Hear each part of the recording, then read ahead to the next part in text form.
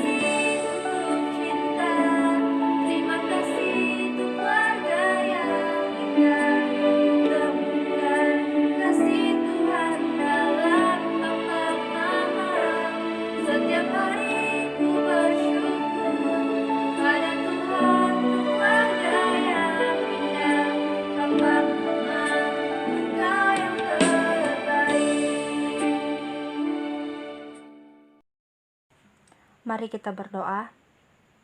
Bapa Surgawi, segala sesuatu yang baik yang kami alami adalah berasal dari Tuhan.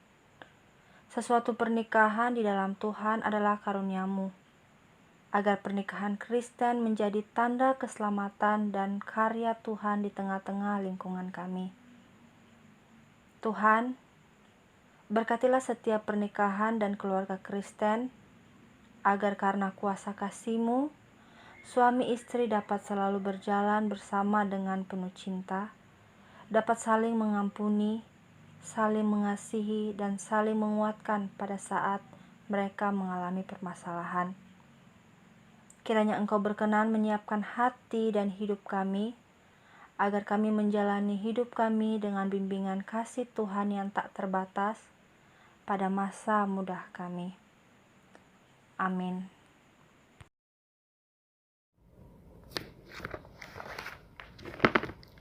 Shalom, nama saya Hedwig. Saya akan memberikan jawaban dari tugas agama tentang mengapa pernikahan harus dipikir secara matang. Menurut saya ada 3 alasan yang akan saya jelaskan tentang kenapa pernikahan itu harus dipikirkan secara matang. Yang pertama itu banyak tantangan yang harus kita lalui dan kita hadapi dengan kepala dingin, atau kita harus berpikir secara dewasa. Kalau misalnya kita memikirkan pernikahan dengan cepat, tapi tidak memikirkan masalah yang akan datang ke depannya, mungkin itu akan membuat kita sulit untuk menghadapi permasalahan yang ada ketika setelah menikah. Terus alasan yang kedua, mengurus anak. Menurut saya mengurus anak bukanlah hal yang mudah. Seperti misalnya anaknya nakal, terus membuat orang tuanya pun memiliki kesibukan. Yang dulunya waktu sebelum menikah dia sangat rajin, tapi setelah memiliki anak dia susah untuk membereskan rumah karena harus mengurus anak satu-satunya. Terus yang ketiga, belum tentu calon kita tetap baik setelah menikah. Banyak orang berkata, awalnya kalau masih pacaran, jatuh, sayang kamu gak apa-apa, tapi setelah nikah, lihat mata. Makanya pakai mata kalau jalan. Itu perbedaan setelah menikah dan pacaran. Demikian saya Hedwig, Tuhan Yesus memberkati. Shalom, selamat pagi. Terima kasih telah diberikan kesempatan kepada saya. Saya akan menyampaikan sebuah tanggapan mengenai mengapa sebuah pernikahan harus dipersiapkan secara matang. Sebelumnya kita harus mengetahui apa arti dari pernikahan. Pernikahan merupakan impian semua pasangan yang sudah siap untuk menempuh kehidupan berumah tangga. Pernikahan harus dilandasi dengan adanya komitmen dari janji-janji timbal balik. Dengan adanya komitmen, pernikahan akan menjadi lebih harmonis. Jika pernikahan tidak dipersiapkan secara matang, maka pernikahan tidak berjalan dengan baik atau berantakan. Dalam pernikahan ada 7 hal penting yang harus dipersiapkan secara matang. Yang pertama, pasangan harus memiliki prinsip dan tujuan pernikahan. Yang kedua, konsep pernikahan yang disetujui oleh kedua belah pihak keluarga. Melengkapi administrasi dan dokumentasi jelang pernikahan. 4. Catering dan penyajian makanan tidak boleh asal-asalan. Dokumentasi pun tidak boleh luput dari perhatian. Jumlah tamu undangan harus diperhatikan. Waktu dan tempat pelaksanaan pernikahan harus diperhatikan. Pakaian dan rias pengantin merupakan salah satu yang terpenting dalam pernikahan. Sekian dan terima kasih. Shalom. Pernikahan dalam perspektif Kristiani. Pernikahan dalam pandangan Kristen. Di dunia akhir-akhir ini, banyak terjadi perceraian di perkotaan, bahkan sampai ke desa-desa. Apalagi di dunia artis. Karena kalau kita menonton atau dengar berita tentang selebriti, pasti sedang membahas perceraian si A dan si B. Tapi anak-anakku, menurutmu mengapa banyak sekali terjadi perceraian? Menurutmu, apakah mereka yang bercerai ini sudah sungguh-sungguh siap memasuki suatu pernikahan? Menurutmu, hal-hal apa yang perlu dipersiapkan oleh calon pasangan agar pernikahan mereka dapat langgeng? Ibu belum mempunyai pengalaman tentang pernikahan. Jadi, mari kita membahasnya dan membicarakannya selaku kita orang muda. Nah, selaku orang muda, kita pun perlu memikirkan dan mempersiapkan suatu pernikahan yang baik dan memiliki kehidupan keluarga yang berkenan kepada Tuhan. Meskipun pada saat ini kamu baru dalam tahap mencari atau sedang berpacaran secara sehat. Berapa hal yang perlu dipahami dalam persiapan pernikahan Kristen antara lain sebagai berikut. 1. Pentingnya suatu pemahaman yang benar tentang pernikahan Kristen. Pemuda dan pemudi Kristen perlu sungguh-sungguh mengerti hakikat suatu pernikahan Kristen sebagai lembaga yang dikuduskan Tuhan. 2. Perlunya persiapan yang memadai. Persiapan suatu pernikahan Kristen adalah hal yang dibutuhkan oleh calon pasangan yang akan menikah, agar mereka dapat mengalami pernikahan yang bahagia dan tercapainya keselamatan di dalam Tuhan. Secara teknis, persiapan pernikahan Kristen dapat dibagi menjadi 2 bagian. Yang pertama, yaitu persiapan jangka panjang. Yang kedua, persiapan jangka pendek. Mari kita lihat persiapan jangka panjang. Persiapan jangka panjang ini mencakup pemberian pemahaman sekaligus bekal dalam kehidupan keluarga Kristen. Biasanya hal ini kita sebut sebagai katekisasi pernikahan, di mana calon pasangan suami dan istri perlu mengenal dasar-dasar teologi pernikahan dan keluarga Kristen. Kedua, persiapan jangka pendek mencakup persiapan teknis upacara dan peralatan pernikahan. Oke, untuk dua hal ini jangan ditukar ya. Sekarang kita lihat hakikat pernikahan Kristen. Pada dasarnya, tujuan hidup kita sebagai manusia adalah untuk mencapai suatu kebahagiaan dan kesejahteraan. Pernikahan pada hakikatnya adalah suatu persekutuan hidup antara laki-laki dan perempuan karena mereka saling mencintai dan ingin membentuk suatu kehidupan bersama secara tetap, memiliki tujuan yang sama, yakni saling membahagiakan, dan kalau diperkenankan Tuhan, dapat memiliki keturunan. Sesungguhnya pernikahan bukanlah masalah dua orang saja yang menikah, namun juga menjadi masalah agama dan keluarga besar. Tuhan menciptakan manusia menurut citranya. Ia memanggil manusia untuk saling mengasihi sekaligus untuk mengasihi Allah. Itulah hakikat cinta kasih.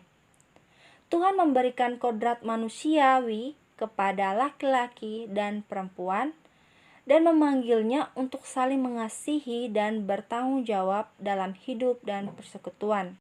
Satu-satunya lingkungan yang memungkinkan penyerahan diri dalam arti sepenuhnya ialah pernikahan, di mana di situ dalam pernikahan ada perjanjian cinta kasih antara suami istri yang dipilih secara sadar, bukan yang dipilih secara sembarangan atau dalam keadaan dibutahkan oleh cinta. Pernikahan Kristen merupakan pernikahan yang eksklusif dan unik untuk hidup dalam kesetiaan sepenuhnya antara laki-laki dan perempuan sesuai dengan rencana Allah Sang Pencipta.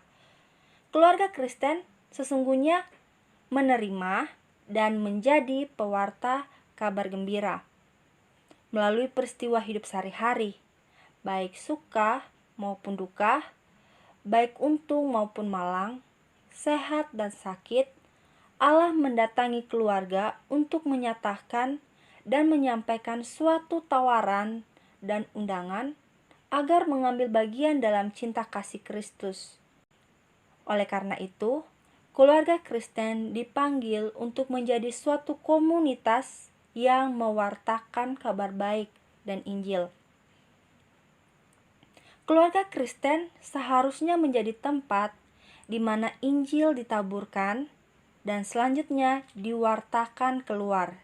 Dengan demikian, setiap anggota keluarga Kristen, baik itu bapak, ibu, maupun anak-anak, menjadi penerima sekaligus menjadi pewarta Injil.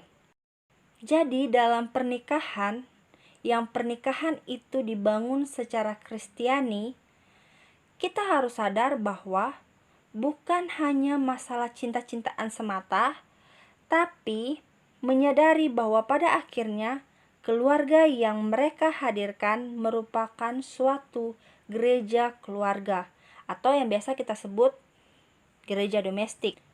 Jadi sesungguhnya keluarga juga memiliki fungsi dan tugas panggilan gereja. Apa itu? Yang pertama, melayani, diakonia. Yang kedua, bersekutu, koinonia. Dan yang ketiga, bersaksi, marturia.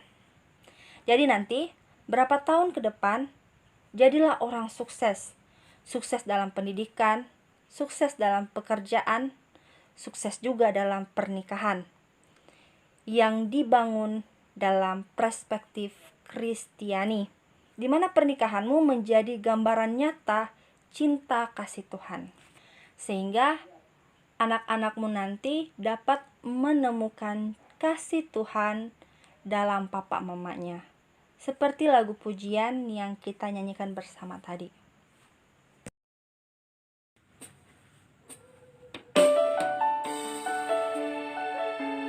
Maka saat ini Ibu beri kamu kesempatan untuk berdoa secara pribadi. Gunakan kesempatan ini untuk mendoakan papa mamamu yang sudah luar biasa menjagamu dengan caranya hingga saat ini. Doakan mereka.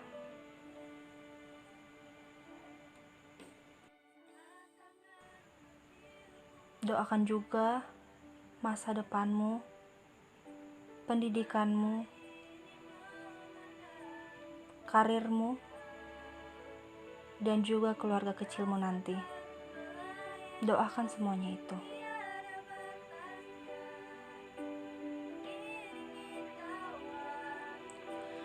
Tuhan Yesus Kristus, inilah setiap permohonan kami anak-anak-Mu. Inilah seruan kami. Dengarkanlah dan kabulkanlah sesuai dengan kehendak Allah Bapa. Amin.